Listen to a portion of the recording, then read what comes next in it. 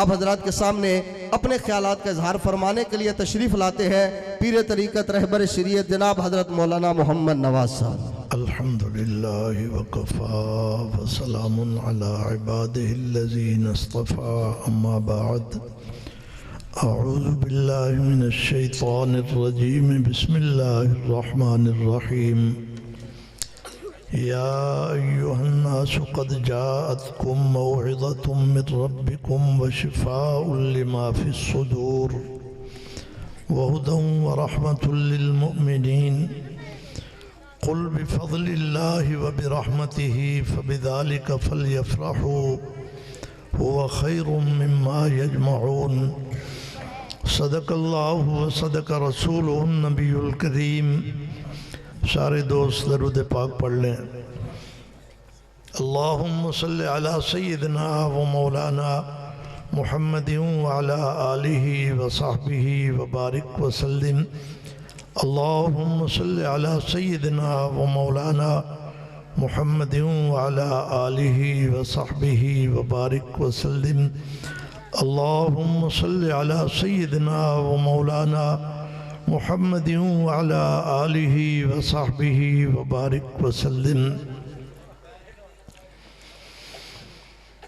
کافی دیر سے آپ حضرات اس پروگرام میں شریک ہیں، بہت سارے علماء کے بیانات آپ سماعت کر چکے ہیں۔ اللہ تعالیٰ آپ کا بیٹھنا سننا قبول فرمائے۔ ہمارا آج کا یہ اجتماع ان بچوں کے اعزاز میں ہے جنہوں نے قرآن مقدس کو اپنے سینوں میں محفوظ کیا ہے اور قرآن مقدس کی تکمیل کی ہے۔ دنیا میں دولتیں بڑی بڑی موجود ہیں۔ دنیا میں رواج ہے کہ جب کسی کے گھر میں کوئی دولت آتی ہے تو برادری والے، محبت والے، علاقے والے اسے مبارکباد دیتے ہیں، خوشی کا اظہار کرتے ہیں، اور جسے وہ دولت ملی ہوتی ہے وہ آنے والوں کے اعزاز میں کھانا تیار کرتا ہے، دعوت کرتا ہے۔ یہ رواج ہے ہمارے ملک میں اور بہت اچھا رواج ہے۔ آپ یہ بات پلے باندھیں میرے دوستو کہ کائنات کی جتنی بھی دولتیں ہیں جس پر لوگ خوشیاں مناتے ہیں وہ بھی اپنی جگہ دولت ہیں اور قابل مسرت ہیں، خوشی کے قابل ہیں، لیکن جو دولت اللہ نے اس امت کو قرآن والی دی ہے، جو ان بچوں نے اپنے سینے میں محفوظ کی ہے، یہ اتنی بڑی دولت ہے۔ کائنات کی ساری دولتیں اگر اکٹھی کر کے ترازو کے ایک پلڑے میں رکھ دی جائیں اور قرآن پاک پورے 30 پارے نہیں، اس کی ایک چھوٹی سی سورت دوسرے پلڑے میں رکھ دی جائے تو یہ پلڑا سورت والا بھاری ہو جائے گا۔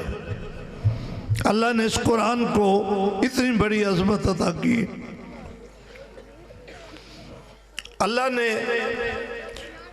قرآن پاک اپنی قدرت کاملہ کے ساتھ اس امت کو عطا کیا ہے،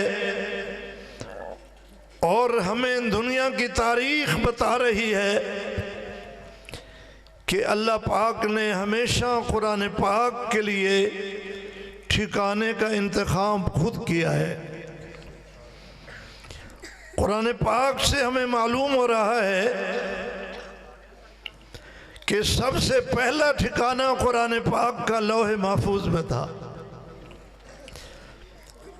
ان علماء کرام سے پوچھئے، بل ہوا قرآن مجید فی لوح محفوظ، کہ قرآن لوح محفوظ میں ہے، اور لوح محفوظ اس ساری کائنات سے سب سے اوپر ہے، کیونکہ ساری کائنات عرش کے اندر ہے، اور لوح محفوظ عرش کے اوپر ہے۔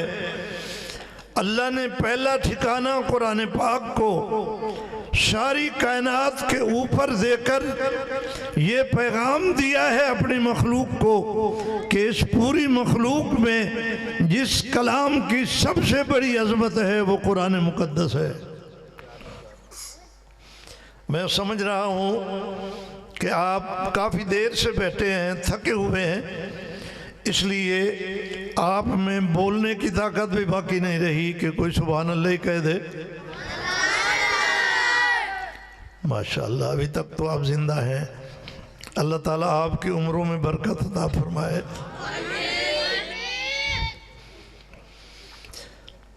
اللہ پاک نے لوح محفوظ سے جب قرآن پاک کے نزول کا ارادہ فرمایا تو دوسرا ٹھکانہ اللہ نے قرآن پاک کو آسمان دنیا میں بیت العز میں عطا فرمایا۔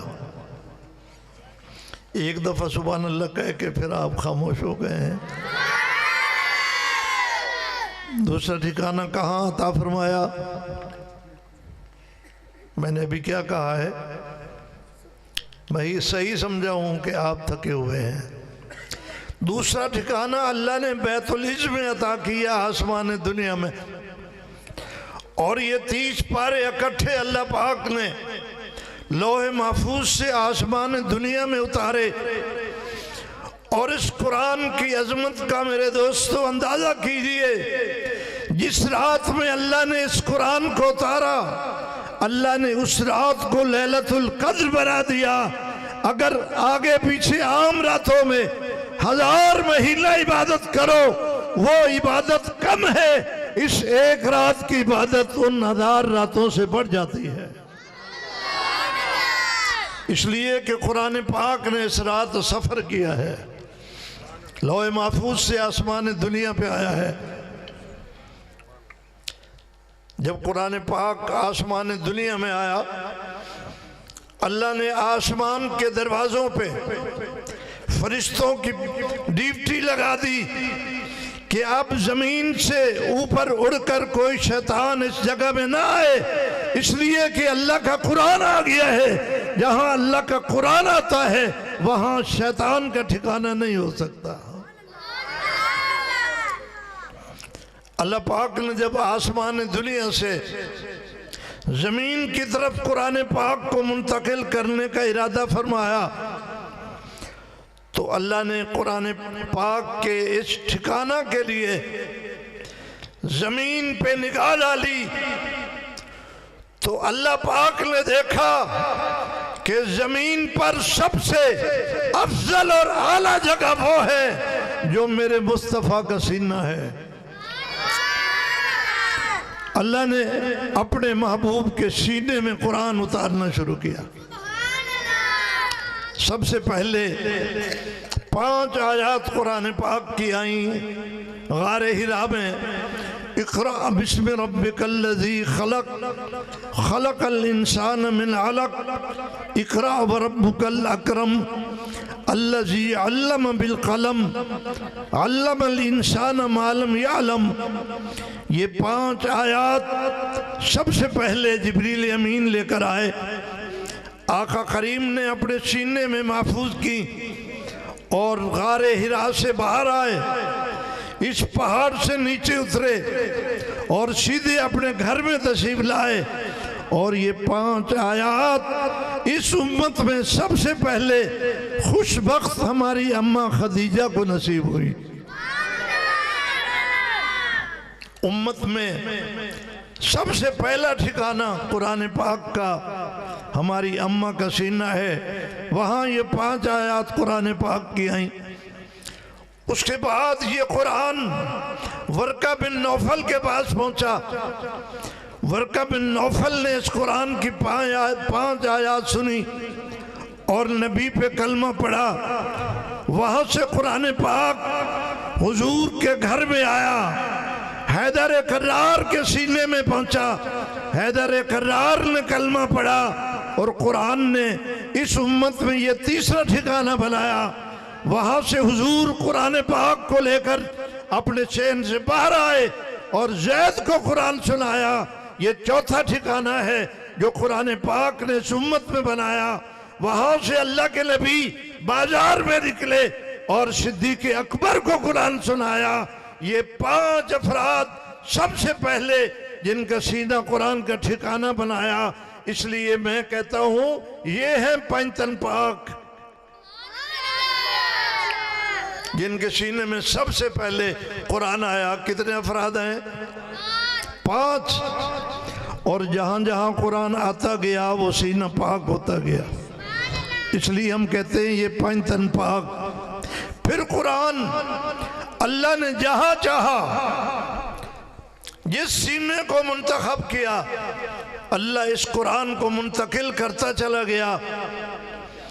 اللہ کے نبی جب اس دنیا سے رخصت ہوئے تو 1.5 لاکھ کے قریب سینے اس قرآن پاک سے منور ہو چکے تھے، اور قرآن پاک ان سینوں سے نکل کر ان کی زبانیں پہ آ گیا تھا، ان کی زبانوں سے چل کر ان کی تجارت میں آ گیا تھا، تجارت سے چل کر ان کے گھر میں آ گیا تھا، ان کے گھر کے معاملات سے نکل ایوان صدارت میں آ گیا تھا۔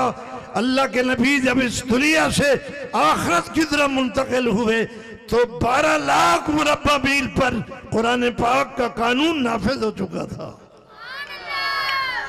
قرآن پاک جہاں جہاں آتا گیا وہ جگہ اللہ کی رحمت سے رنگی گئی، اور وہ جگہ اس دنیا میں تمام جگہوں پر فخر کرتی ہے کہ میری پیٹھ پر میرے پاس قرآن آ گیا۔ الحمدللہ یہ مشن اللہ کے نبی اپنے تیار کیے ہوئے صحابہ کو دے کر گئے۔ صدیق اکبر آئے، انہوں نے اس مشن کو آگے چلایا۔ فاروق اعظم آئے، انہوں نے اس مشن کو آگے چلایا۔ عثمان غنی آئے، انہوں نے اس مشن کو اور آگے چلایا۔ یہ سلسلہ آگے چلتا رہا۔ حیدر کرار آئے، انہوں نے اس کو اور آگے چلایا۔ پھر امیر معاویہ آئے، انہوں نے اس کو آگے چلایا۔ امیر معاویہ کی حکومت سن 60 ہجری میں ختم ہوئی۔ 10 سال اللہ کے نبی نے اس قرآن کو اس دنیا میں رائج کیا۔ 50 سال نبی کے تیار کیے ہوئے صحابہ نے اس دنیا میں قرآن کو رائج کیا۔ جب اللہ کے نبی نے اس تحریک کو مدینے میں شروع کیا تھا، چند افراد تھے جن کے سینوں میں قرآن تھا اور جن کے پاس قرآن کی دولت تھی۔ جب یہاں سے صحابہ کرام 50 سال اپنی حکومت کر کے قرآن پاک کی اشاعت کر کے دنیا سے گئے تو دنیا کے 65 لاکھ مربع میل پر قرآن کا راج ہو چکا تھا۔ سبحان اللہ تو کہہ دو۔ اللہ پاک نے جس طرح قرآن پاک کے لیے ٹھکانے اپنی قدرت کاملہ کے ساتھ طے کیے ہیں، اللہ نے اس قرآن کی حفاظت کی ذمہ داری بھی خود لی ہے۔ ذریعہ کسی کو بھی بنا دے لیکن حفاظت قرآن کی اللہ خود کر رہا ہے۔ اِنَّا نَحْنُ نَزَّلْنَا الذِّكْرَ وَإِنَّا لَهُ لَحَافِظُونَ۔ ہمیں 1450 سال کی تاریخ بتا رہی ہے کہ اللہ اس قرآن کی حفاظت اس طرح کرتا چلا رہا ہے کہ جو قرآن کے مقابلے میں آیا، جو قرآن سے ٹکرایا، آج اس کا نام و نشان نہیں ہے، لیکن قرآن کی گونج پوری دنیا میں آ رہی ہے۔ سب سے پہلے قرآن سے ٹکرایا ابو جہل۔ میں آپ سے پوچھتا ہوں آج کوئی ابو جہل نامی دنیا میں ہے؟ سوچ کے بتاؤ، کوئی نہیں ہے۔ دنیا میں سارے تو قرآن کو چاہنے والے نہیں ہیں، قرآن کے دشمن بھی ہیں، لیکن اللہ نے ابو جہل کا نام ایسا مٹایا کہ قرآن کے دشمن بھی نام رکھنا نہیں چاہتے۔ کسی عیسائی کا نام بھی نہیں ہے، کسی یہودی کا نام بھی نہیں ہے، کسی سوشلسٹ کا نام بھی نہیں ہے، کسی کمیونسٹ کا نام بھی نہیں ہے، کسی کافر کا نام بھی نہیں ہے۔ اللہ نے ابو جہل کا نام مٹا دیا، مقابلے میں ابو لہب آیا، اس کا نام مٹا دیا۔ اس کے بعد ہر دور میں جو قرآن کے مقابلے میں آتا گیا، اللہ اس کا نام و نشان مٹاتے چلے گئے، اور جو قرآن سے جڑتا گیا اللہ اس کے نام کو بلند کرتے چلے گئے۔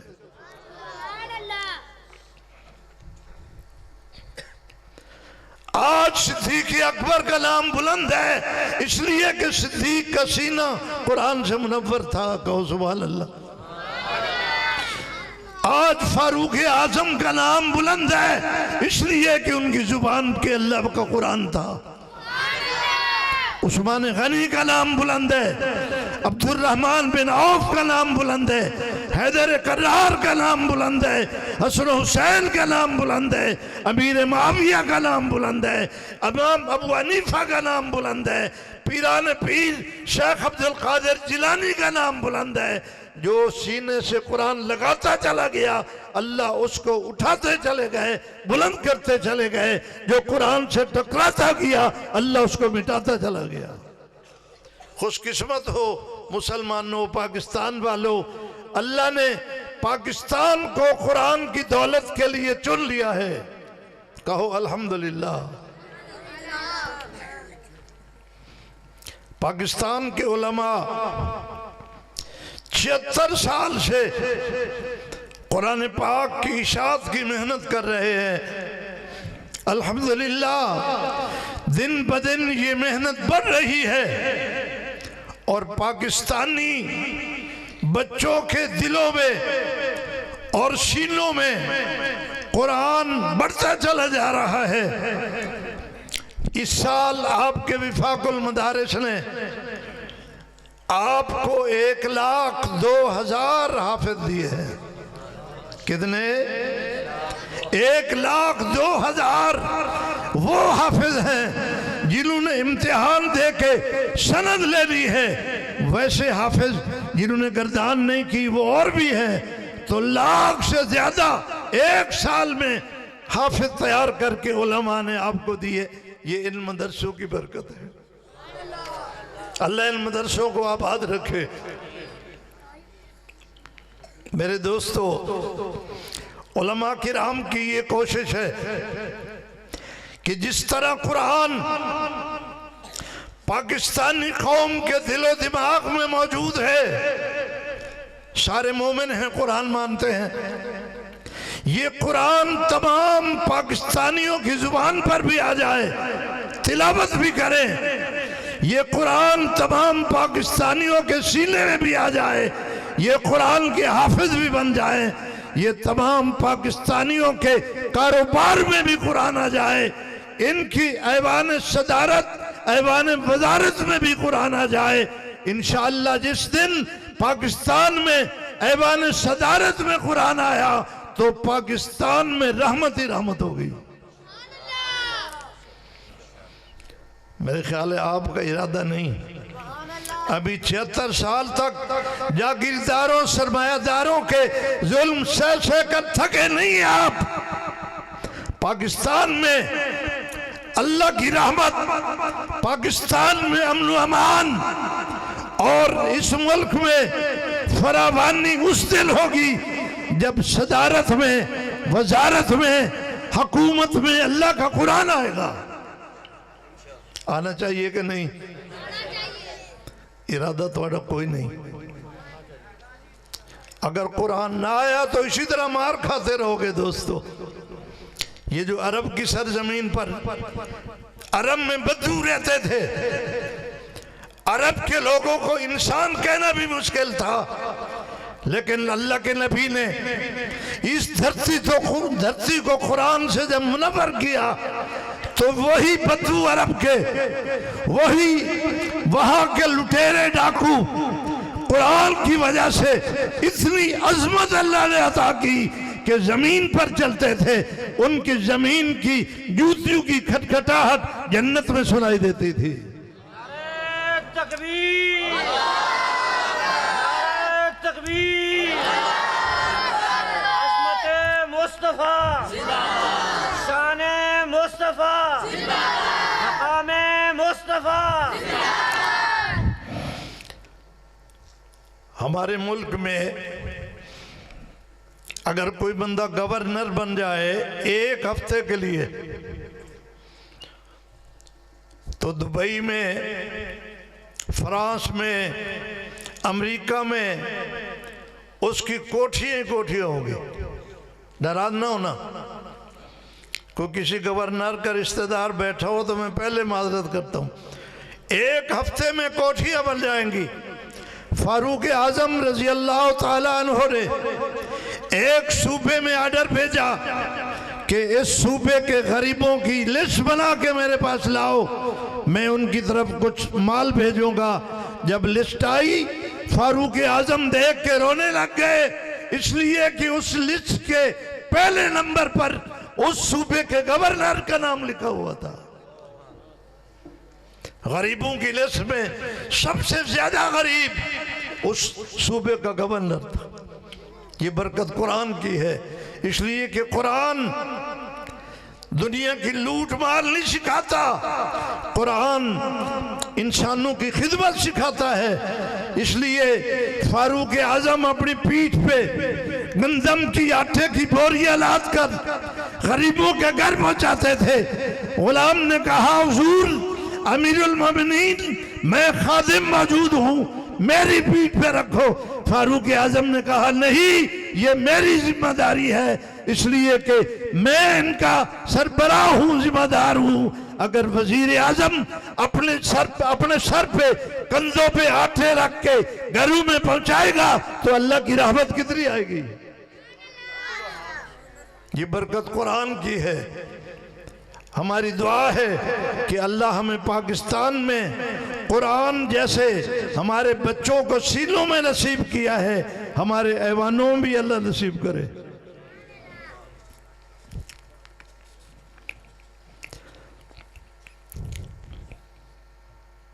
بس 12 بج گئے ہیں. وآخر دعوانا ان الحمدللہ رب العالمین.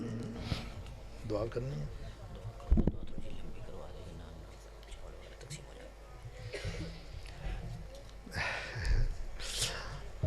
دعا تو لمبی مشکل ہوگی، یہاں چاول تقسیم کرنے ہیں تو آپ شروع کر دیں. الحمدللہ رب العالمین والعاقبۃ للمتقین والصلاة والسلام علی رسولہ الکریم. ربنا آتنا فی الدنیا حسنۃ وفی الآخرۃ حسنۃ وقنا عذاب النار. اے اللہ ہماری اس مجلس کو قبول فرما. اس مجلس میں جتنے نیک اعمال ہوئے ہیں انہیں قبول فرما، جتنے بیان ہوئے ہیں ان کو قبول فرما، جتنی نعتیں یا شعر شاعری ہوئی ہے اسے قبول فرما. جن بچوں نے قرآن پاک حفظ مکمل کیا ہے یا ناظرہ، قرآن پاک کا نور ان کو عطا فرما. اے اللہ قرآن پاک کا فہم نصیب فرما، قرآن پاک کے دوسرے علوم نصیب فرما، قرآن پاک پر عمل نصیب فرما. قرآن پاک کی اشاعت کے لیے ان سب کو قبول فرما. جس ادارے میں یہ پڑھے ہیں اس ادارے کو ترقی عطا فرما. اس ادارے میں جو اساتذہ کرام پڑھا رہے ہیں ان کے اخلاص میں اضافہ فرما. جو اس ادارے کی خدمت کر رہے ہیں ان کے مال جان عزت آبرو کی حفاظت فرما. الہ العالمین پاکستان کی حفاظت فرما. پاکستان کے تمام باشندوں کو خوشحالی عطا فرما.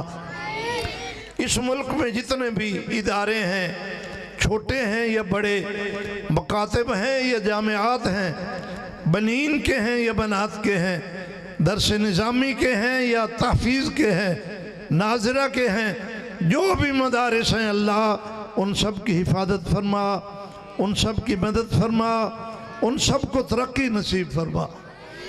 الہ العالمین یہاں جتنے لوگ اس مجمع میں تشریف فرما ہیں ان کے دل میں جتنی دعائیں ہیں اپنی رحمت سے قبول فرما. اے اللہ پوری دنیا میں اس امت کے لوگ جو مشکلات میں ہیں اپنے محبوب کے صدقے ان کی مشکلات دور فرما. ان کے مسائل حل فرما، بیماروں کو شفا عطا فرما، بے روزگاروں کو روزگار عطا فرما، غریبوں کی غربت دور فرما۔ اے اللہ جہاں گھروں میں دین نہیں، دین پہنچا۔ الہ العالمین جہاں پر برادریوں میں جھگڑے اختلافات ہیں، محبت اور پیار عطا فرما۔ اے اللہ جہاں اولاد نہیں، نیک اولاد عطا فرما۔ ہمارے نوجوان کی آنکھ میں حیا عطا فرما، ہماری بیٹیوں کو عفت عطا فرما، ہم بوڑھوں کو فکر آخرت نصیب فرما۔ اے اللہ پوری دنیا میں جتنے لوگ بھی تیری بارگاہ میں رات دن تجھ سے خیر کی دعائیں مانگتے ہیں، سب کی دعائیں قبول فرما۔ ہمارے فلسطینی مظلوم بھائی جو امداد کے لیے منتظر ہیں، اے اللہ ان کی خصوصی مدد فرما۔ اسرائیل کی پشت پر سارا کفر جمع ہے، لیکن فلسطینی مظلوم مسلمان اکیلے ہیں۔ اللہ پوری دنیا کے مسلمانوں کو ان کے شانہ بشانہ میدان میں نکلنے کی توفیق عطا فرما۔ الہ العالمین ہمارے ان دوستوں نے جو جلسے کا اہتمام کیا، خیرات کا انتظام کیا، مختلف قسم کے انتظامات کیے، اے اللہ اپنی بارگاہ میں قبول فرما۔ اور اس پروگرام میں جتنے بھی واعظ ہوئے ان سب پہ ہم سب کو عمل کرنے کی توفیق عطا فرما۔ وصلی اللہ تعالی علی خیر خلقہ ہی۔ اے اللہ بیماروں کو شفا عطا فرما۔ قاری صاحب جس بیمار کے بارے میں فرما رہے ہیں خصوصاً اس کو شفا عطا فرما۔ اے اللہ جتنے بھی لوگ بیمار ہیں، گھروں میں ہیں یا اسپتالوں میں، علاج کرنے کی طاقت رکھتے ہیں یا نہیں رکھتے، اللہ کریم شفا ساری تیرے پاس ہے، اپنی رحمت کے ساتھ شفا عطا فرما، راحت عطا فرما، صحت عطا فرما۔ وصلی اللہ تعالی علی خیر خلقہ محمد وعلی آلہ وصحبہ۔